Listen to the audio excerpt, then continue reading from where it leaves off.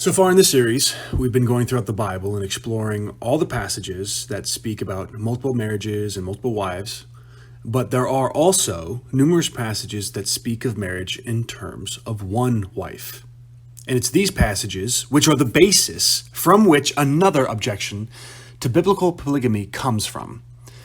Now, we've already spoken on some, but passages such as Exodus 20:17, saying, "Thou shalt not covet thy neighbor's wife," singular there, or Numbers 5:12, "If any man's wife," singular again, and numerous other verses that give laws for marriage, which use the singular vernacular to describe the wife, are found throughout the Old and the New Testament. And the argument is something like, you see, since the Bible only refers to one wife in these commandments, we should only have one wife. Now, if the argument is trying to reinforce monogamy, then there really is no debate to be had, because the Bible is not against monogamy. I'm not against monogamy. I don't know anyone who is. Sometimes this debate can be phrased in such a way where the critic tries to pigeonhole the biblical polygamy expositor into a position contending that everyone should be a polygamist, when that's not true at all. In fact, let me say now, I personally do not advise polygamy. But not because it's wrong or evil. I can't possibly say that. I only think it is unwise for most people in today's society. But that's a totally different thing to say than to say it's wrong or evil. But the point is, I'm all for monogamy. I'm all for it. So showing me verses that defend monogamy don't bother me at all, nor cause me pause in my position. But that's not the actual point they're trying to make. The critic, I suppose, is trying to make the point. The Bible gives a command. Using the example of a wife in the singular, they think it means it automatically excludes the possibility of other wives. It automatically excludes the legal and or moral possibility. Now, that objection is dealt with pretty easily by looking at other aspects the Bible teaches on and how it teaches. But before I look at them, let me just ask the listener to consider the following statement in order to communicate a basic truth. Now, the statement is this: there is a justice seated as a member on the Supreme Court of the United States. Now, is that statement, which I just said, is it a true statement or a false statement? I'll say it again. There is a justice seated as a member on the Supreme Court of the United States. The answer is, that is a true statement. Just because I referred to one justice does not exclude the possibility of other justices. 8 others, in fact. And in order to have 9 justices, you need to first have 1. You need to first have 2 or 3. So the statement in reference to that fact is speaking the truth. Now, if I had said there is only one justice seated as a member on the Supreme Court of the United States, then it would have been a false statement, because the word only does exclude the possibility of others. And in all the verses that regulate a marriage and teach about what it should and should not be, none of them demand having only one wife. And all the verses that talk about one wife are certainly applicable to a man who has 2 or 3 wives, because each one is still his wife. And in order to address 2 wives, you have to be able to address one wife. So for me to say that those verses allow for the possibility of more than one wife is not a stretch at all, because the Bible itself uses this understanding when it teaches about other things like houses or beasts or fields. For example, in Exodus 22:5, it says, "If a man causes a field or vineyard to be grazed over, or lets his beast loose and it feeds in another man's field, he shall make restitution from the best in his own field and in his own vineyard." Only one beast, only one vineyard, only one field spoken of in that command. Or in Leviticus 19:9, where it says, "You shall not reap your field right up to its edge." And then further on in verse 19, "You shall not sow your field with 2 kinds of seed." All these verses, and more like it, refer to a field in the singular. Now, is a man limited by these verses to only having one field? I've been trying to focus throughout this series on what the Bible actually says and what it does not say. And in all those verses, it does not say a man is to only have one field. I think everyone can agree that laws and statutes can and do address a base case, which is then easily understood and lived out in all cases where it applies, such as when a man may have more than one field, more than one beast, more than one house, or more than one wife. Now let's address the second most popular complaint from critics, which is that God made Adam and Eve, and not Adam, Eve, Mary, Samantha, and so on. So I want to address that by going to the commandment God gave to humanity concerning marriage that stemmed from the Garden of Eden. Genesis 2:24. It says, "Therefore a man shall leave his father and his mother and hold fast to his wife, and they shall become one flesh." Now, if the critic uses this as an argument for monogamy on the basis of this verse, I'm all for it. You won't find any disagreement from me that this passage definitely does justify the practice of monogamy. Okay? No argument from me on that. There's no issue. But the critic actually is arguing for more than that. If the critic then is arguing that no, this passage excludes more than one wife and is anti-polygamy because it only refers to wife in the singular, then my rebuttal would be the same as every other passage in the Bible that refers to a wife in the singular. And I'd have to say that the verse does not actually say only one wife. And the presence of the one wife that is mentioned does not logically exclude the possibility of others. So far, so good. But now we're going to get really, really nuanced here, okay? The critic can then say, okay, yes, it's true. The verse on its surface may not say only, nor does it logically exclude the possibility of others on its surface. However, the proper interpretation of wife is supposed to be understood as being only wife because Adam himself only had one wife. And since it's prescribing practices based on Adam's marriage to Eve, we are required to understand this verse as restricting marriage to only one woman since Adam had only one woman. Do you understand? You understand the argument there? Now, my response to that argument is twofold. Number one, I have to reiterate again, what does the text actually say and what does it not say? It doesn't say only one wife, and that's very important because number two, because it doesn't actually say that, to say that clinging to a wife has to be carried out the exact same way that Adam clung to one wife is to assume that there are absolutely no points of discontinuity between the way Adam lived and how we are to live out this mandate. Points of discontinuity are what I call disjoints between how this law mandate is understood in the actions of Adam, who was in a very unique role as a man in history, and how everyone else is to live out this mandate. Now, we already see in the very first part of this mandate that there are disjoints. There are points of discontinuity. When it says, a man is to leave his father and mother, Adam did not leave a father or a mother, at least not in the same way we do.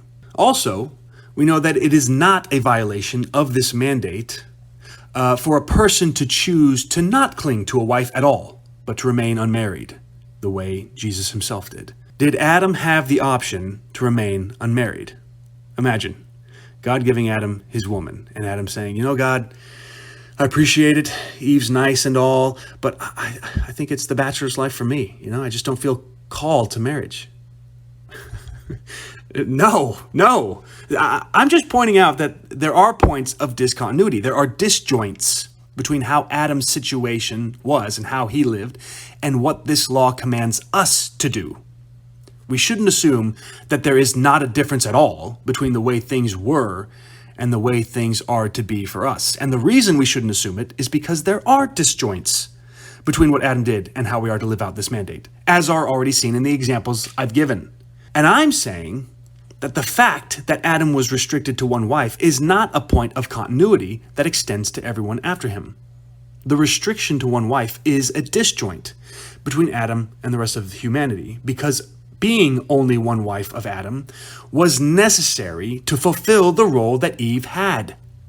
You see, the reason Adam had one wife, I would like to suggest, is because Eve is supposed to be the feminine representative for all women in the world. She's the highest appeal Paul can make when he's teaching about the role of women. If Adam had more than one wife, that appeal can no longer be made. Eve would cease to be the feminine representative, and humanity would be split between the line of Eve and the line of other wives Adam might have had. Let me put it another way. Adam himself recognizes this unique role about Eve when he names her.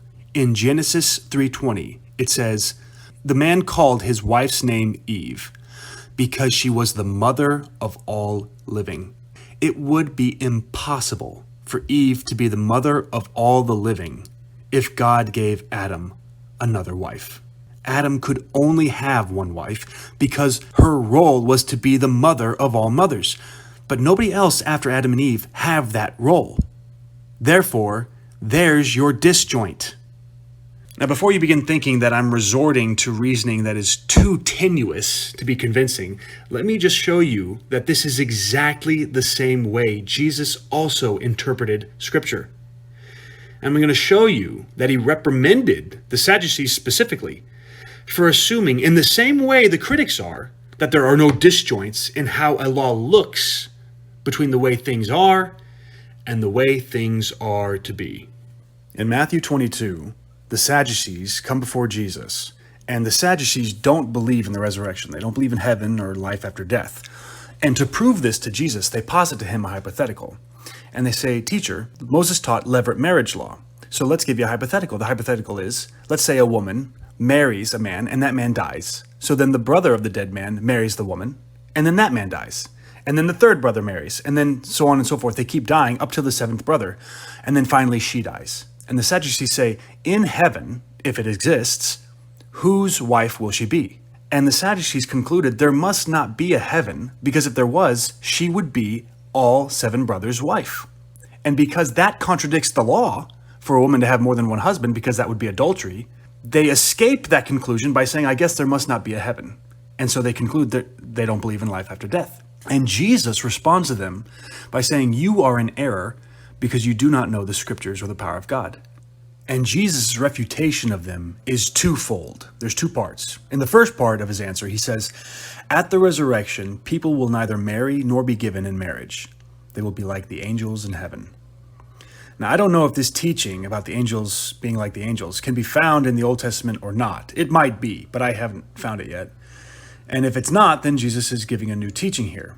But whether or not it's in the Old Testament or it's a new teaching, Jesus is telling the Sadducees that the Bible does not actually say that marriage does continue into heaven, at least not in the same way. You see, if Jesus' statement about marriages in heaven is true, which it is, then it necessarily means that Jesus is implying that the scriptures don't actually say that marriage is the same now as it will be in heaven. The Sadducees' dismissal of life after death is based on their faulty assumption that there are no disjoints between marriage now and marriage in heaven, even though there is a disjoint. And that disjoint would have been very obvious to the Sadducees if they had known that life after death is a stalwart fact that the Old Testament teaches about. And from that non-negotiable stalwart fact of life after death, the Sadducees, in order to escape the contradiction that their hypothetical scenario led to, would have been much wiser to conclude that there must be a disjoint in marriage from here to the afterlife, rather than to conclude that there is no afterlife at all. But then, the issue turns into, is it really true that the Old Testament, without the aid of the New Testament, teaches that there certainly is life after death? Is that really a stalwart fact of the Old Testament, a non-negotiable? And that's where Jesus goes to the second part of his answer. To prove to them that the resurrection of the dead is a stalwart fact of the Old Testament, Jesus quotes a verse I would have never thought of on my own. Jesus says, have you not read what God said to you? I am the God of Abraham, the God of Isaac, and the God of Jacob. He is not the God of the dead, but of the living. Now think about that. If you didn't have the New Testament to help you, and you were given this verse where God said, I'm the God of Abraham, would you have been able to figure out that that verse clearly teaches life after death? that there is a heaven to go to? I don't know that I would have. I would have understood that this means that God is everlasting and infinite, the great I am. But to conclude from this that Abraham has risen from the dead? I mean, I see it now that Jesus teaches on it, but that is a huge conclusion to be drawing based on the subtle nuances of this text. That resurrection of the dead is a reality on the basis of the grammatical tense of a Hebraic linking verb. And then Jesus says, if you can't figure that out, then you don't know the scriptures and how they clearly teach about the resurrection of the dead. And Jesus is scolding the Sadducees here for not knowing the scriptures well enough in order to figure out about that disjoint from marriage on earth to marriage in heaven. That disjoint, which invalidates their entire argument. And if that's so, then how much more can we be confident that there are disjoints from Adam's particular marriage in Eden to our marriages after Eden, especially when those disjoints are already made explicitly apparent in Genesis 2:24 for us. And in the same way that that disjoint, which Jesus pointed out, invalidated the argument from the Sadducees against life after death, so too does the disjoint pointed out by Genesis 2:24 invalidate the argument from critics that Adam's monogamous relationship with Eve requires us to interpret the word wife in Genesis 2:24 as restricting every man to only one wife or to only one marriage. Adding further to that, all the other passages we've covered and are going to cover about marriages a man has with more than one woman. All of it put together. But when Jesus draws such a massive conclusion based on the mere nuance of a text, it's proof to me that even the nuances of properly interpreted texts carries authority, and authority that we are accountable to. So if we don't take seriously what the Bible actually says or does not say, or if you dismiss the nuances of a text because you think it's too tenuous to be drawing conclusions from, then Jesus is saying to you, you don't know the scriptures.